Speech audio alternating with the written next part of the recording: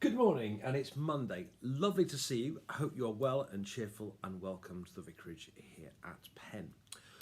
Well, it was quite nice last night, wasn't it? We enjoyed singing carols on the doorstep. It's nice to hear the sound of carols down on the streets of Penn.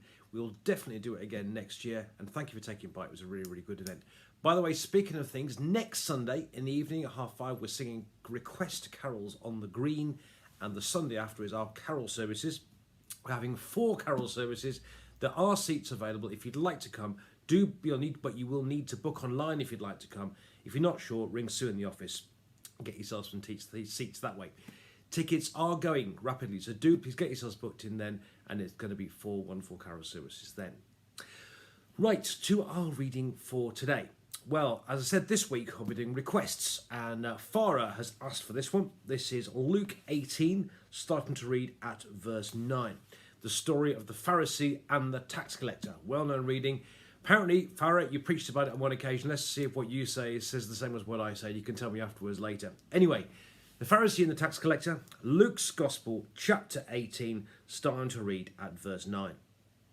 Jesus also told this parable to some who trusted in themselves they were righteous and regarded others with contempt. 2 men went up to the temple to pray, one a Pharisee and the other a tax collector. The Pharisee, standing by himself, was praying thus: God, I thank you that I am not like other people, thieves, rogues, adulterers, or even like this tax collector. I fast twice a week, I give 1/10 of all my income.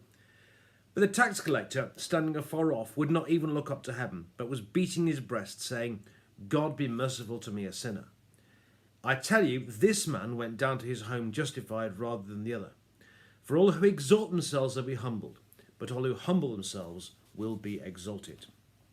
And this is the word of the Lord. Thanks be to God.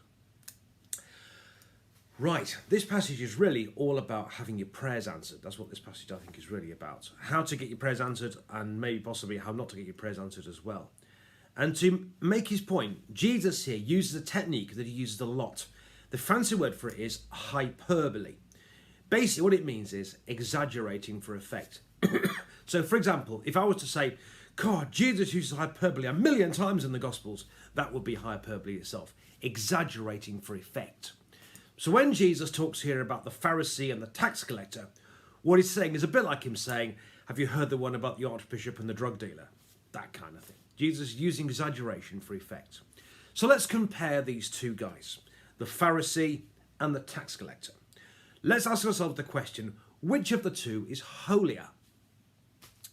The Pharisee, okay, he was a religious person, deeply religious, prays a lot, gave a lot of money to the temple, no doubt clean living, faithful in his marriage, all this type of stuff. Basically, as I always say about Pharisees, just the kind of guy you want your daughter to marry. And scarily, I say, often the kind of person that fits in very, very well in lots of Christian congregations. That's a scary thought for another day. So you've got this guy on the one hand who's godly, he prays a lot, he fasts a lot, he gives a lot. Yet that kind of person on the one hand. On the other hand, think of your complete and utter scumbag, if you know what I mean. Now, tax collecting in those days wasn't somebody that collected taxes particularly, though they did do that. The reason people hated tax collectors is because they were collecting taxes for the occupying force. They were collecting taxes for the hated Romans. Not only that, the money had a picture of Caesar on one side of it, and graven images were expressly forbidden in the 10 Commandments. So you've got somebody who's not only collecting money for the opposition, in other words, treachery or treason, on the other, selling out to the enemy. On the other hand, the money they were collecting was unclean too. So, which of the 2 is holier? The guy who prays a lot, fasts a lot, gives a lot, or the guy who sells out and gives dirty money to the opposition? Okay? You see the question, generally speaking, people would say that this guy over the left was holier. In which case, who do you think God will be most likely to answer to? Whose prayers do you think God will be most likely to answer? The guy who prays a lot, gives a lot, reads a lot, all that type of stuff, or the guy that sells out to the enemy and gives dirt, all this type of stuff as well? Because generally speaking, the crowd sitting there will be thinking, surely God's much more likely to listen to this guy and answer his prayers than this guy. But hereby comes the twist. Jesus has them both going into the temple at the same time. Now, what the Pharisee does is quite interesting. He prays, but in a sense, he's so full of himself. He's coming to, essentially to be justified before God. But he's so full of justifying himself. Look, God, I do this, I do that, I do the other, I do this, I give that, I give that. But he's so full of justifying himself, he forgets even to ask God to justify him. All right? Okay? So he's relying on himself, on all his amazing, wonderful works. On the other hand, you've got this tax collector who's under no illusions. He knows what he's done. He knows what he's like. He knows what people think. But he throws himself entirely on the mercy of God. And because he throws himself on God's mercy, God hears him and justifies him. So, I ask the question again. Who is most likely to come out of the temple justified? The guy who relied on himself or the guy who turned to God?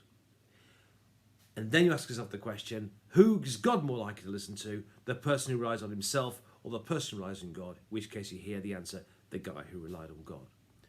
And that, my friends, is what we need to do. We should come before God not because of any things that we've done. It's not about our works. It's not about the things that we do or the times that we prayed or our wonderful achievements and so on. The only way to come before God is to come before God just as we are.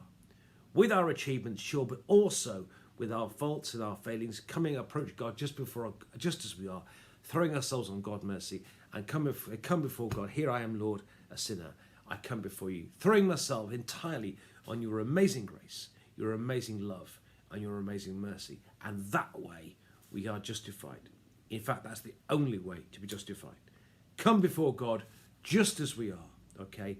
Throw ourselves entirely on his mercy, on his grace, on his love. Not relying on ourselves, but relying on him and his grace. And that way we'll be justified and our prayers will be heard too. Hope that's helpful. Another one tomorrow. I think tomorrow we'll do Simeon and Anna in the